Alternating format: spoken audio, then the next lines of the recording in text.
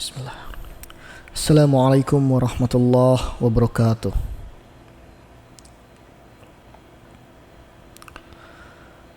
Alhamdulillah. Alhamdulillah nahmaduhu wa nasta'inu wa nastaghfiruh wa nastahdiih wa na'udzu billahi min shururi anfusina wa min sayyiati a'malina. May yahdihillahu fala mudilla lahu wa may yudlilhu fala hadiya lahu. Asyhadu an la ilaha illallah wahdahu la syarika lah wa asyhadu anna Muhammadan abduhu wa rasuluh. Allahumma shalli wa sallim wa barik ala nabiyyina Muhammad wa ala alihi wa ashabihi wa man tabi'ahum bi ihsanin ila yaumiddin. Amma ba'd.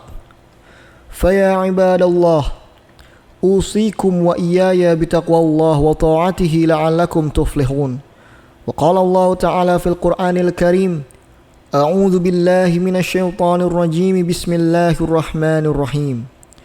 Ya ayyuhalladzina amanu taqullaha haqqa tuqatih wa la tamutunna illa wa antum muslimun. Jemaah Jumat yang dirahmati Allah, marilah sama-sama kita meningkatkan keimanan dan ketakwaan kita kepada Allah Subhanahu wa taala. Sesungguhnya orang yang memiliki ketakwaan itu akan mendapatkan kebahagiaan baik di dunia maupun di akhirat. Allah Subhanahu wa taala berfirman dalam Al-Qur'an surah Fussilat ayat 30 yang berarti, sesungguhnya orang-orang yang mengatakan Tuhan kami ialah Allah, kemudian mereka meneguhkan pendirian mereka, maka malaikat akan turun kepada mereka dengan mengatakan, janganlah kamu merasa takut dan janganlah kamu merasa sedih, dan gembirakanlah mereka dengan memperoleh surga yang telah dijanjikan Allah kepadamu. Syihabuddin Sayyid Mahmud Al-Alusi dalam tafsirnya Ruhul Ma'ani menjelaskan, sikap istiqamah adalah sikap berpendirian teguh kepada tauhidullah dan tidak akan kembali pada kemusyrikan. Beberapa sahabat Rasulullah SAW pun telah memberikan batasan dan pengertian tentang istiqamah ini. Misalnya, Amirul Mukminin Umar bin Khattab menjelaskan, istiqamah adalah engkau bersikap teguh dalam menjalani taat kepada Allah. Sementara itu, Sufyan Ats-Tsauri mengartikan istiqamah adalah satunya perkataan dengan perbuatan. Kaum muslimin yang dimuliakan Allah Subhanahu wa taala, setiap orang yang menyatakan dirinya sebagai orang yang beriman, pasti pada suatu masa ia akan memperoleh ujian yang sesuai dengan kadar keimanan masing-masing, sebagaimana Allah Subhanahu wa taala telah menguji kepada orang-orang terdahulu, karena tidak menginginkan keimanan itu hanya sampai pada tataran ucapan dan kata-kata saja, tetapi kebenaran kata-kata dan pernyataan keimanan serta tauhid seorang yang beriman harus dibuktikan kebenarannya. Pembuktian kebenaran keimanan dan tauhid adalah dengan ujian atau musibah yang menimpa kepada seseorang. Dengan ujian inilah seseorang dapat diketahui bagaimana kualitas keimanan dan tauhidnya kepada Allah Subhanahu wa taala. Apakah ia benar-benar seorang mukmin yang sejati atau malah ia adalah seorang munafik.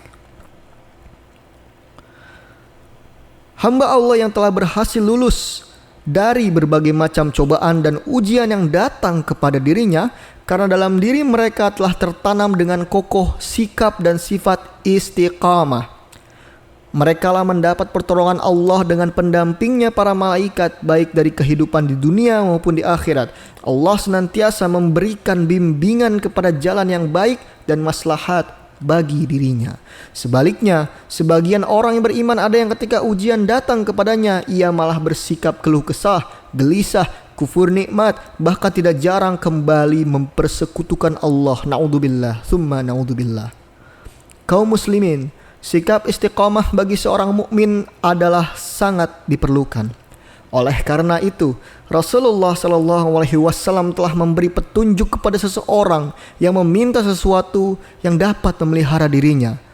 Rasulullah SAW bersabda, Qul amantu billah tsumma istaqim. Katakanlah Allah Tuhanku, kemudian beristiqomahlah kamu. Hadis riwayat Bukhari. Bagaimanakah kita agar dapat bersikap istiqamah? Yang pertama, kita tentu harus mempunyai ilmu. Dengan ilmu, kita mengetahui dan memahami agama kita dengan benar dan tepat. Yang kedua, dengan bersikap ikhlas kepada Allah. Karena inti dari semua amal adalah keikhlasan. Oleh karena itu, disebutkan bahwa semua orang akan merugi kecuali mereka yang beramal. Mereka semua yang beramal pun akan merugi kecuali mereka yang mengikhlaskan amalannya.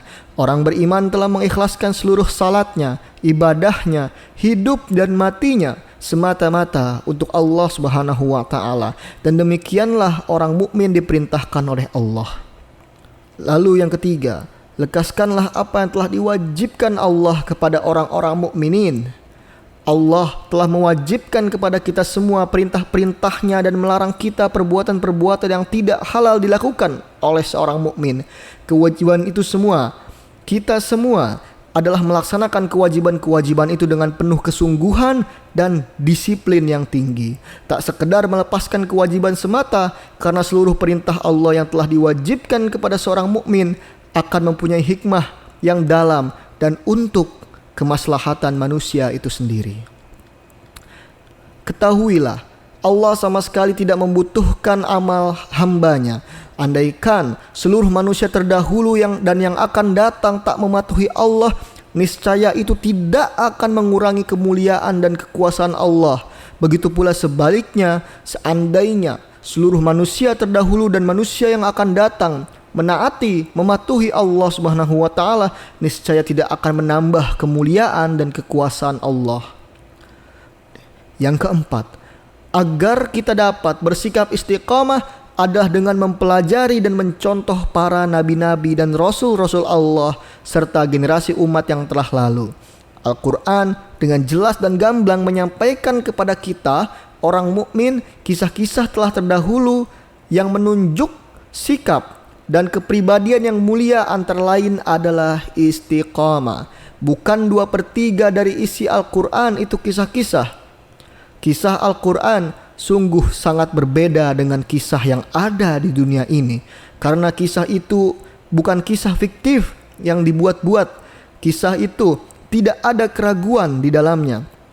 Allah mempunyai kisah terbaik dalam Al-Quran, yaitu dalam Al-Quran surah Yusuf. Dalam kisah itu sungguh banyak hikmah dan pelajaran yang harus diambil oleh seorang mukmin.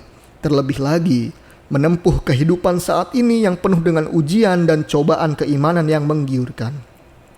Nabi Yakub alaihi salam dan keluarga telah diuji oleh Allah Subhanahu wa taala dengan beraneka ragam cobaan, baik itu keimanan, jiwa, harta, tahta, wanita, bahkan martabat keluarga. Nabi Yakub dan keluarga telah berhasil lulus dalam ujian, oleh karenanya Allah memberikan predikat kepadanya sebagai orang-orang yang termasuk muhsin, yaitu orang-orang yang salihin.